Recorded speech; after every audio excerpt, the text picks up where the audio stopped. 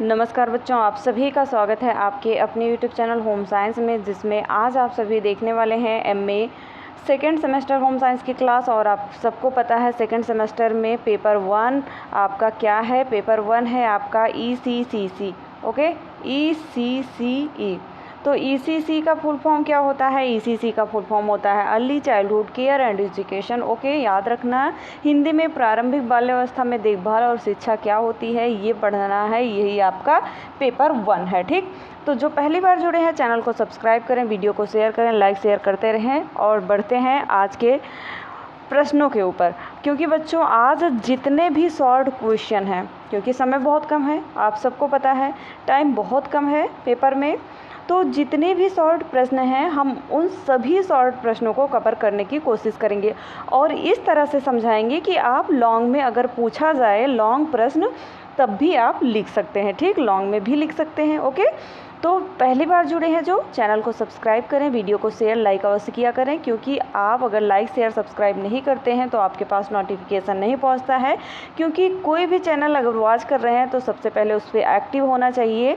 आप एक्टिव रहेंगे तभी आपके पास नोटिफिकेशन भी पहुँचता रहेगा। ओके, तो जल्दी से लाइक शेयर कर दीजिए। आगे बढ़ते हैं, फिर देखते हैं सभी प्रश्नों को। कह सकते हैं कि शॉर्ट का ये मैराथन है। ओके, तो शॉर्ट प्रश्न एक ही वीडियो में सभी कवर किए जाएंगे। ठीक, तो देखते हैं, आगे बढ़ते हैं। प्रश्न नंबर 1 है, तो प्रश्न 1 आप सबकी स्क्रीन पर है। लाइक शेयर कर दीजिए जल्दी से। जो पहली बार जुड़े हैं सब्सक्राइब भी कर लें, और जो क्लास ज्वाइन करना चाहते हैं जहां पर आपको लाइव क्लास मिलती है, ज्वाइन बटन पर क्लिक करें, वहां से आपको लाइव क्लास भी मिलेगी। तो प्रश्न 1 है आपका, ECC दिवस कब मनाया जाता है? वेरी इंपॉर्टेंट है, ECC दिवस कब मनाया जाता है। ठीक, तो ECC जो होता है, ECCE प्रोग्राम सफल होने पर जब अब आंगनबाड़ी केंद्रों में महीने में पहला शनिवार, जब महीने का पहला शनिवार होता है उसी दिन ECC डे के रूप में मनाया जाता है। याद रखना, महीने का हर मंथ का प्रथम शनिवार ECC डे के रूप में मनाया जाता है। नेक्स्ट क्वेश्चन आपकी स्क्रीन पर। नेक्स्ट प्रश्न है आपका, प्राइमरी स्कूल का क्या मतलब होता है? तो प्राइमरी स्कूल उन स्कूलों को कहा जाता है जिस स्कूल में कक्षा 5 तक की पढ़ाई होती है। भारतवर्ष में ऐसे स्कूलों की संख्या बहुतायत है। सर्व शिक्षा अभियान के अंतर्गत ऐसे स्कूलों पर मुख्यतः बढ़ावा दिया गया है। ठीक, तो जो बच्चे बीच में स्किप कर देते हैं, पूरा वीडियो नहीं वॉच करते हैं, वही सोचते हैं कि आज पेपर के लास्ट टाइम अगर पेपर में बैठते हैं तब भी सोचते हैं काश मैंने पूरा वीडियो देखा होता। बाद में देखोगे पछताओगे, इसलिए इसमें सभी महत्वपूर्ण प्रश्नों को शामिल किया गया है। तो बीच में बिल्कुल मत स्किप करना। ठीक, पूरा वीडियो वॉच करना, समय बहुत कम है। नेक्स्ट है बालवाड़ी क्या है? तो बालवाड़ी क्या है मैंने ये सब आप सबको बताया हुआ था, तो सभी प्रश्न इंपॉर्टेंट हैं, आप सबको पता है। आज मैंने जितने भी शॉर्ट लिए हैं इससे लॉन्ग भी लिख सकते हो। ठीक, इस तरह से हम समझाने का प्रयास करेंगे। ठीक, तो बालवाड़ी क्या है? बालवाड़ी एक ऐसी जगह है जहाँ छोटे बच्चे दीपों के साथ खेलते हुए सीख जाते हैं और दूसरे बच्चों तथा शिक्षकों के साथ रहते हुए भी सीखते हैं। ठीक, यहाँ जो बड़े लोग होते हैं भी सीख सकते हैं, वे बच्चों को देखते हैं और उनके साथ भाग लेते हैं। यह मानव संबंधों के अध्ययन के लिए एक प्रयोगशाला का काम भी करता है। ठीक, बालवाड़ी आप समझ चुके हैं कि दीपों के साथ खेलते हैं और ये सीखते हैं, कुछ नया बनाते हैं। ठीक, नेक्स्ट है आंगनबाड़ी क्या है? आप सबको पता है आंगनबाड़ी क्या है, मैंने पढ़ाया हुआ है, फिलहाल देख लेते हैं। आंगनबाड़ी छोटे बच्चों की पोषण, स्वास्थ्य और शिक्षा से श्रेणी आवश्यकता की पूर्ति करने के लिए एकीकृत बाल विकास सेवा कार्यक्रम के भाग के रूप में ग्राम स्तर पर सरकार द्वारा समर्थित एक केंद्र है। ठीक, आंगनबाड़ी 6 वर्ष तक की आयु के बच्चों, किशोर, युवतियों, गर्भवती महिलाओं तथा शिशुओं की देखभाल, जो देख रेख करने वाली माताओं की आवश्यकताओं की पूर्ति करती है। आंगनबाड़ी में क्या होता है? पुष्टाहार वितरण होता है, छोटे बच्चों, नवजात शिशुओं की, गर्भवती महिलाओं की भी ये लोग जो आंगनबाड़ी कार्यकर्ता होती हैं, सहायिका कार्यकर्ता होती हैं, ये सब इनका रिकॉर्ड रखती हैं। ठीक, नेक्स्ट क्वेश्चन आपकी स्क्रीन पर है। नेक्स्ट प्रश्न है आपका, किंडरगार्टन विधि का मतलब क्या है? इसके जनक कौन थे? फ्रॉवेल। ठीक, मैंने आप सबको जब कमेंट में भी दिया, वो पोस्ट दिया था, तो सब काफ़ी बच्चे गलत किए थे, तो गलत न किया करो। ठीक, किंडरगार्टन के कौन थे? फ्रॉवेल थे, जबकि मरियम मंटेसरी जो थी मंटेसरी विधि की जनक थी। ठीक, तो किंडरगार्टन विधि फ्रेडरिक फ्रोवेल द्वारा सीखने की एक प्रणाली थी। उन्होंने 1837 में, ठीक 1837 में जर्मनी में पहला किंडरगार्टन स्कूल स्थापित किया। ये बहुत इंपॉर्टेंट है, IMP करके लिख लेना, ये पेपर में ज़रूर पूछा जाएगा। सन 1837 में जर्मनी में पहला किंडरगार्टन स्कूल स्थापित किया गया। किंडरगार्टन का अर्थ होता है कि बच्चों के बगीचे की ओर इशारा करता है। जो बच्चे होते हैं बच्चों के बगीचे की ओर इशारा करते हैं। इसका उद्देश्य बच्चों को एक बगीचे में रहने की अवधारणा को स्थापित करना, जहां शिक्षक को माली के रूप में देखा जाता है। ये सबसे पहले जो किंडरगार्टन के जनक हैं, जिनका नाम है फ्रोवेल महोदय, ये सबसे पहले एक स्कूल में टीचर थे, वहाँ पर गए और वहाँ पर देखा इन्होंने कि बच्चे सबसे ज़्यादा खुश कहाँ हैं। जो छोटे बच्चे थे वो गार्डन में, जब लंच टाइम था तो वहाँ पर ऐसे ढेर सारे खिलौने वगैरह थे, जो बहुत छोटे बच्चे थे, क्योंकि जर्मनी की बात है ना, तो वहाँ पे ये सब डेवलप था। तो वहाँ उन्होंने देखा कि बच्चे गार्डन में बहुत ही अपने आप को कंफर्टेबल, बहुत अच्छे से सीख रहे थे, किस तरह से बहुत खुश थे। तो इन्होंने इसी के आधार पर किंडरगार्टन प्रणाली को रखा। ठीक, यह स्कूल स्थापित किया जहाँ पर बच्चे खेल कूद और बगीचों में रह करके सीखते हैं। ठीक, नेक्स्ट है वृद्धि एवं विकास का अर्थ बताइए। वृद्धि क्या होती है? वृद्धि का अर्थ होता है प्रगतिपूर्ण मात्रात्मक परिवर्तनों से है, और जिसे मापा जा सकता है, जैसे शरीर की लंबाई और वजन। बच्चों मैंने बहुत ही बारीकी से आपको फर्स्ट सेमेस्टर में वृद्धि और विकास, अब वृद्धि क्या है ये बताया हुआ था, तो आप बिल्कुल मत परेशान हो। ठीक, आप सिर्फ ध्यान से सुन ले, बस आप बहुत अच्छा कर सकते हैं। अगर इसमें डिफरेंट आ जाता है, वृद्धि और विकास में अंतर लिखिए, तब भी आप बहुत अच्छा लिखेंगे। ठीक, विकास का अर्थ गुणात्मक परिवर्तनों से है, जैसे बच्चों का बोलना, चलना, बात करना और एवं समझने की क्षमता आदि। समय के अंतराल में होने वाली वृद्धि एवं क्षमताओं में परिवर्तनों की प्रक्रिया विकास कहलाती है। देखिए, अगर छोटा बच्चा है, धीरे धीरे उसका विकास होता रहता है, वो नया नया कुछ सीखता रहता है, डेवलप होता रहता है, ये इसका विकास कहलाता है। जबकि जो वृद्धि होती है वो एक मात्रात्मक, क्योंकि 18 साल के बाद कोई बढ़ेगा नहीं। अगर इसके ऊपर बढ़ता है तो कहाँ पे छुएगा, वो आसमान को छू सकता है, क्योंकि 60 साल की उम्र तक अगर वो बढ़ता ही जाएगा तो क्या होगा। तो इसीलिए एक मात्रात्मक होता है जिसे मापा जा सकता है। ठीक, नेक्स्ट है परिपक्वता। परिपक्वता क्या है बच्चों? परिपक्वता वह है एक स्वाभाविक प्रक्रिया तथा सीखने में महत्वपूर्ण भूमिका निभाती है। परिपक्वता बालक के अंतर्निहित गुणों एवं वंशानुक्रम पर आधारित है। जिस प्रकार एक पक्षी के उड़ने की कुशलता में, पंख बनने, मजबूत होने में परिपक्वता की जो भूमिका है, वही बच्चों के कई कौशल जैसे बोलना, लिखना, पढ़ना आदि में भी है। अभिभावक और अध्यापकों में परिपक्वता की समझ बच्चों के सीखने के क्या होता है, सीखने में यह महत्वपूर्ण भूमिका निभाती है। तो अभी तक लाइक शेयर नहीं किया तो लाइक शेयर तो कर दो बच्चों, एक लाइक तो बनता ही है आपकी टीचर के लिए, है ना। तो आगे बढ़ते हैं। नेक्स्ट क्वेश्चन आता है, बाल केंद्रित शिक्षा क्या है? NCF याद रखना, NCF जो होता है 2005, इसमें ये बाल केंद्रित शिक्षा पर जोर दिया गया। जबकि यही NCF NEP जो है आपका NEP 2020, इसमें भी बाल केंद्रित शिक्षा को रखा गया, बच्चे के अनुसार ही पढ़ाया जाए। ठीक, तो यही आपका बाल केंद्रित शिक्षा होता है। फिलहाल देख लेते हैं, बाल केंद्रित शिक्षा में बच्चे के सामाजिक, आर्थिक, सांस्कृतिक, पारिवारिक एवं विकासात्मक पृष्ठभूमि को ध्यान में रखकर अनुभवों का आयोजन किया जाता है। इसमें बच्चों की भावनाएं एवं व्यक्तिगत भिन्नताओं को ध्यान में रखना चाहिए।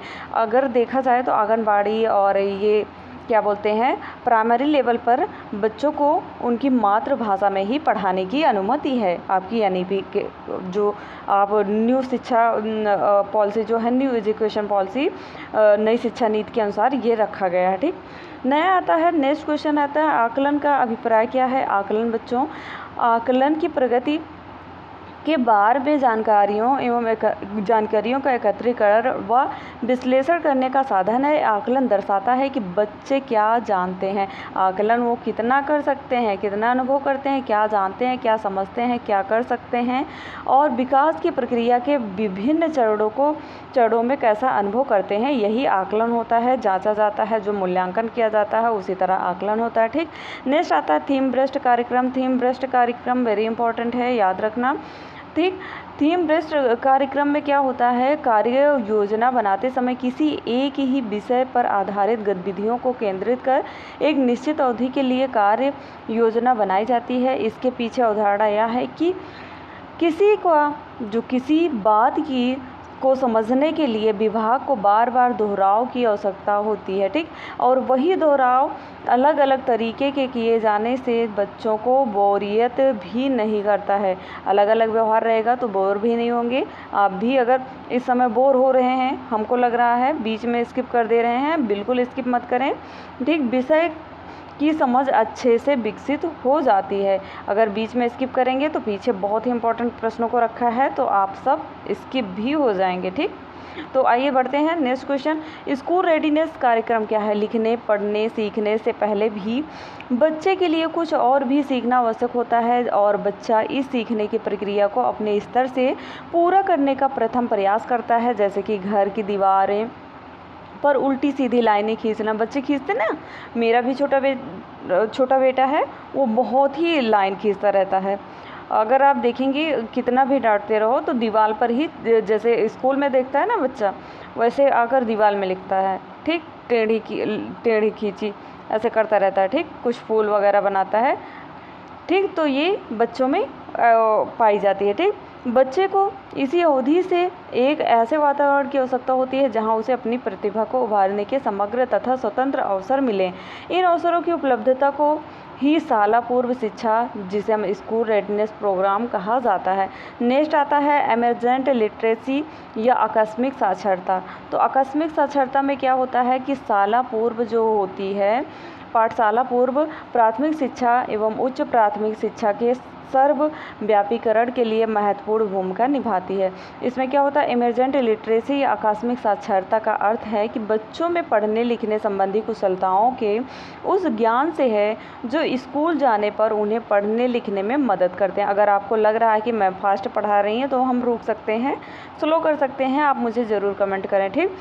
पढ़े लिखे समाज में 2 से 3 वर्ष के बच्चे भी साक्षर होने की प्रक्रिया से गुजर रहे होते हैं, क्योंकि पढ़े लिखे माता पिता की मदद से बच्चे आकस्मिक साक्षरता की श्रेणी में आ जाते हैं। जो आकस्मिक साक्षरता होती है, इमरजेंट लिटरेसी होती है, इसमें क्या होता है, बच्चे अगर माता पिता पढ़े लिखे होते हैं तो बच्चे क्या होते हैं, एक्टिव होते हैं और वो प्राथमिक स्कूल में जाने से पहले ही कुछ सीख चुके होते हैं। ठीक। नेक्स्ट आता है बाल चौपाल क्या है। बाल चौपाल में मासूम बच्चों की कला और बौद्धिक क्षमता को निखारने का प्रयास किया जाता है। बाल चौपाल लगाने के लिए एक खुली हवादार जगह का चयन किया जाता है तथा कुछ बच्चों को इकट्ठा करके उन्हें खेल खेल में शिक्षित किया जाता है। यही आपका बाल चौपाल कहलाता है। आपने भी बचपन में खेला होगा। ठीक। अनौपचारिक शिक्षा, जिसे अनौपचारिक शिक्षा क्या है, अनौपचारिक शिक्षा जीवन प्रयत्न चलती है बच्चों। इसे अनियमित, आकस्मिक और अविधिक शिक्षा भी कहा जाता है। बालक इसे परिवार के सदस्यों, जो आस पड़ोस खेल के क्या होते हैं, मैदान होते हैं, पार्क होते हैं आदि सार्वजनिक स्थानों पर उठते बैठते, खेलते कूदते, बातचीत करते भी जो शिक्षा प्राप्त कर सकता है। ठीक। वही क्या कहलाता है आपका, वो क्या कहलाता है, आप सब कमेंट में बताइए। वही आपका कहलाता है अनौपचारिक शिक्षा। ठीक। नेक्स्ट आता है मोबाइल क्रेच या मोबाइल नर्सरी। मोबाइल क्रेच क्या है, मोबाइल क्रेच या मोबाइल नर्सरी एक भारतीय NGO है। ठीक। क्या है, NGO है, जिसकी स्थापना निर्माण स्थलों पर बच्चों को शिक्षा और स्वास्थ्य सेवा तक पहुंच की व्यापक कमी को दूर करने के लिए किया गया है। ठीक। की गई थी। मोबाइल क्रेच की स्थापना 1969 में दिल्ली में मीरा महादेवन द्वारा की गई थी। किसके द्वारा, मीरा महादेवन द्वारा। ठीक। नेक्स्ट आता है day care centre. Day care centre very important है। डे केयर सेंटर एक ऐसा सेंटर होता है जहां छोटे बच्चे की देखभाल, खेल कूद जैसे एक्टिविटी कराई जाती है। इसमें धीरे धीरे बच्चों को घर से दूर कई घंटे रहने की आदत हो जाती है, जिससे क्या होते हैं, वो आसानी से स्कूल जाने लगते हैं। डे केयर सेंटर में बच्चों के खाने पीने का ध्यान रखा जाता है। उन्हें खिलाना, पढ़ाना सभी डे केयर सेंटर सर्विस के अंतर्गत आते हैं। ठीक। कितने सर्विस है सोचो बच्चों के लिए। नेक्स्ट आता है पत्राचार शिक्षण। पत्राचार शिक्षण में वह विधि होती है जिसमें अध्यापक उन विद्यार्थियों को ज्ञान प्रदान करने का उत्तरदायित्व स्वीकार करता है जो अध्यापक के मौखिक शिक्षण में भाग नहीं लेते हैं, वरन उस स्थान उस समय पर अध्ययन करते हैं जिस स्थान और जिस समय पर अनुकूलता उनकी निजी परिस्थितियों से होती है। अब आइए नेक्स्ट प्रश्न है आपका बाल देवो भव। यही आपका लास्ट होगा, ज़्यादा नहीं है, सिर्फ 2-4 प्रश्न और हैं। ठीक, बाल देवो भव। बाल देवो भव अर्थात बच्चा जो होता है देव के समान होता है। बाल देवो भव का नारा गिजुभाई ने दिया था। उन्होंने बाल मंदिर को एक मंदिर माना और बालकों को उस मंदिर का देवता माना। ठीक, किसने दिया था? गिजुभाई ने दिया था, बालकों को देवता माना था। वे एक सच्चे भक्त की तरह बालकों की उपासना करते रहे, उनकी सेवा करते रहे, उन्हें अच्छा जीवन बिताने की कला सिखाते रहे। ठीक, मॉन्टेसरी पद्धति मैंने ये सब पढ़ाया हुआ है, आप देख सकते हैं विगत टाइम के वीडियो। मॉन्टेसरी शिक्षा पद्धति एक शैक्षिक दृष्टिकोण है जो इटालियन चिकित्सक और शिक्षक मारिया मॉन्टेसरी द्वारा विकसित की गई थी। ठीक, यह पद्धति बच्चों के प्राकृतिक मनोवैज्ञानिक, शारीरिक और सामाजिक विकास के साथ उनके संग्रहित स्वतंत्रता पर विशेष ध्यान देता है। ये 100% मारिया मॉन्टेसरी से प्रश्न जरूर बनेगा आपके पेपर में, तो मारिया मॉन्टेसरी वाला वीडियो आप सब जरूर वॉच करें। ठीक, खेल विधि क्या है? खेल विधि में बच्चों को पढ़ाना सीखना ये खेल विधि के जन्मदाता फ्रॉबेल को माना जाता है। मैंने पहले बताया किंडरगार्टन जो था इन्होंने ही बनवाया था, फ्रॉबेल ने ही शुरुआत की थी, जनक भी फ्रॉबेल ही हैं इसके। परंतु कार्डवेल कुक ने इस प्रणाली का प्रबल समर्थन किया था। उनके अनुसार बालक कार्य को पूर्ण हृदय से तभी करता है जब वह खेल में होता है। ठीक, अतः उसके प्रत्येक कार्य के लिए खेल की विधि को अपनाना अनिवार्य है। इस विधि का अर्थ स्पष्ट करते हुए हुजज ने लिखा कि वह विधि जो बालक को उसी उत्साह से सीखने की क्षमता देती है जो उसके स्वाभाविक खेल में पाई जाती है, वही क्या कहलाती है? प्रायः खेल विधि कहलाती है। तो आइए आगे बढ़ते हैं। ये आपका रहा लास्ट क्वेश्चन, यही 3 क्वेश्चन लास्ट हैं। तो आप सब कमेंट करिए एनसीईआरटी का फुल नेम, एनसीईआरटी का पूरा नाम क्या है? ठीक, एनसीईआरटी का पूरा नाम क्या है? तो अर्थात राष्ट्रीय शैक्षिक अनुसंधान और प्रशिक्षण परिषद भारत सरकार द्वारा स्थापित संस्थान जो विद्यालयी शिक्षा से जुड़े मामलों पर केंद्रीय सरकार और क्षेत्रीय सरकार को सलाह देने के उद्देश्य से स्थापित की गई थी। ठीक, अगर नहीं समझ में आ रहा दोबारा से रिपीट करें। ठीक, एनसीईआरटी ये प्रश्न जरूर बनेगा आपके पेपर में। यह परिषद भारत में स्कूली शिक्षा संबंधी सभी नीति पर काम करता है। एनसीईआरटी के तहत आप सबकी बुक रखी गई थी, है ना?